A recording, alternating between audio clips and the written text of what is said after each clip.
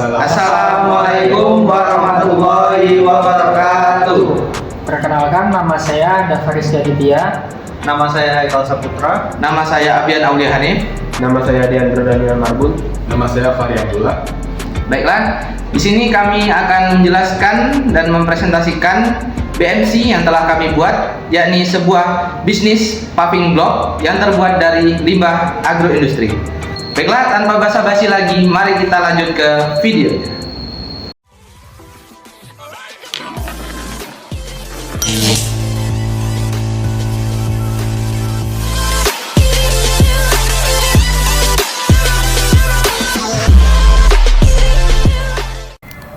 Baik, di sini saya akan menjelaskan tentang latar belakang diciptakannya bisnis yang kami buat ini.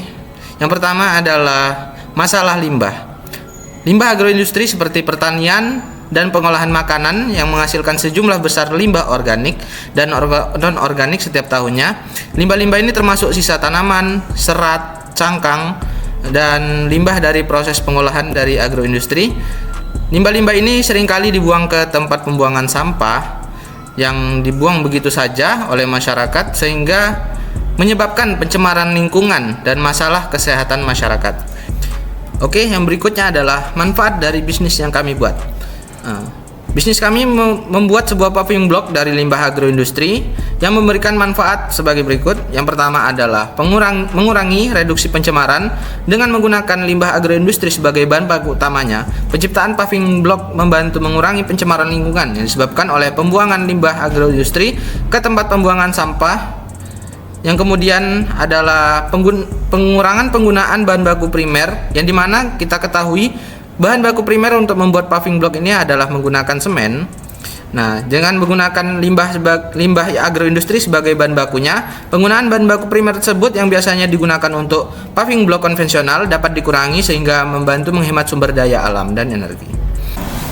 Di sini saya akan menjelaskan mengenai customer segment. Customer segment merupakan target dari pemasaran produk yang kita produksi.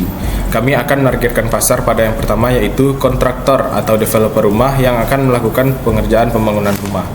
Kemudian yang kedua adalah dinas pekerjaan umum yang akan melakukan pengerjaan infrastruktur jalan ataupun yang lainnya. Kemudian yang ketiga adalah industri atau pabrik ataupun gudang yang memerlukan lantai yang kuat dan juga tahan lama. Dan yang terakhir adalah event organizer untuk kebutuhan pembangunan jalan dan juga lahan parkir selama kegiatan atau event berlangsung. Ini saya akan menjelaskan bagian value proposition. Nah, yang pertama, kami akan menawarkan paving block dengan harga yang kualitasnya tinggi, harganya yang terjangkau, berbagai pilihan desain, dan layanan pelanggan yang prima. Yang kedua, dengan memilih paving block kami, Anda akan mendapatkan lantai yang indah, tahan lama, dan nilai investasi yang tinggi. Selanjutnya, di bagian channel, kami akan memasarkan produk kami dengan cara menjual secara langsung atau dengan konsinyasi dengan toko. Terus, kami akan memasarkannya dengan cara online, dan ketika ada pameran, kami akan memasarkan produk kami ke pameran-pameran. Selanjutnya ada customer relationship. Kami akan menjaga hubungan dengan para customer dengan melakukan beberapa hal. Yang pertama yaitu konsultasi dan edukasi. Kami akan memberikan konsultasi secara gratis kepada para konsumen mengenai paving block plastik daur ulang ini yang sesuai dengan kebutuhan mereka masing-masing. Yang kedua adalah pelayanan yang ramah dan juga profesional.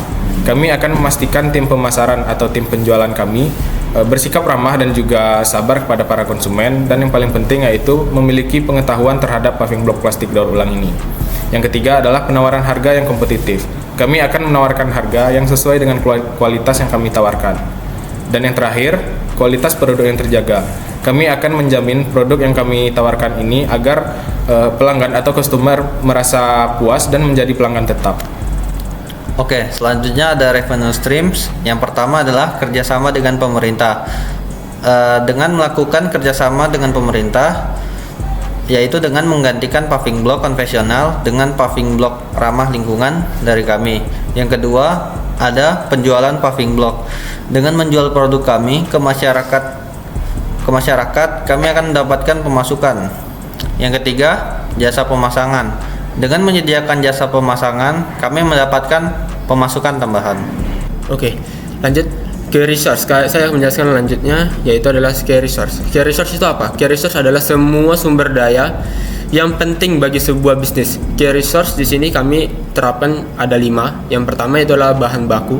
Dalam bisnis kami, bahan baku yang kami gunakan itu adalah limbah agroindustri dengan plastik guna untuk membantu pembuatan paving block. Yang berikutnya itu adalah cetakan. Yang cetakan yang kami gunakan itu guna untuk membentuk atau mencetak paving block sesuai dengan keinginan. Yang ketiga, selanjutnya itu adalah tenaga kerja. Dengan adanya tenaga kerja yang mempunyai keterampilan dan skill yang mumpuni, itu dapat mempengaruhi kualitas dan efisiensi produk kami. Yang keempat itu adalah fasilitas produksi.